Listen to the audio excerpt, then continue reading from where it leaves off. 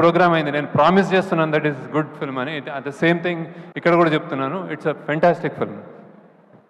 So ఈ ఈ జర్నీలో ఫస్ట్ ఇట్లాంటి క్యాన్వస్ని కథ రూపంగా అందించిన కథ అందించిన first priority, I mean first ఎందరో ఉన్నారు కానీ ఫస్ట్ కోవకి కథ పరంగా అందించింది చైతన్య పింగళి అని. సో చాలాసార్లు పక్కన నిలబడి కథని సరికూర్చి దాన్ని కథ పక్కదారి పట్టకుండా చేయబట్టుకుని అన్నిట్లో హెల్ప్ చేసిన ఆమె first she comes on the first name. Next చాలా చోట్ల మేము మల్టిపుల్ లొకేషన్లో షూట్ చేయాల్సి వచ్చింది. ఎన్నో సీన్స్ షూట్ చేసిన, చాలా అద్భుతంగా షూట్ చేసిన సూరి రవికుమార్ అతను నెక్స్ట్.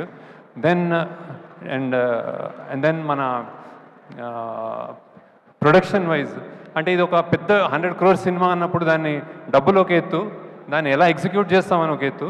సో ఎన్నెన్నో కష్టాలు పడి ఇక్కడ బాంబేలో చేసాము, బ్యాంకాక్లో చేసాము, గోవాలో చేసాము, హైదరాబాద్లో చేసాము, రోడ్ల మీద చేసాము, చెత్త కుప్పలో చేసాము, సముద్రాల్లో చేసాము.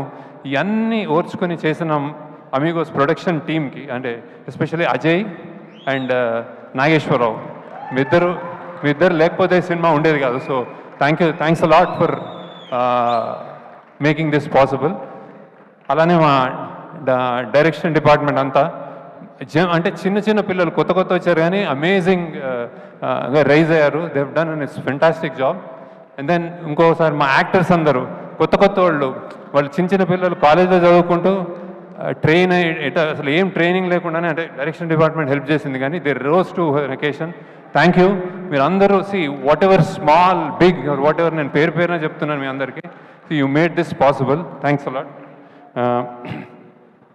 అండ్ దెన్ ఇప్పుడు నెక్స్ట్ ఫస్ట్ అనే my experience with Nag sir.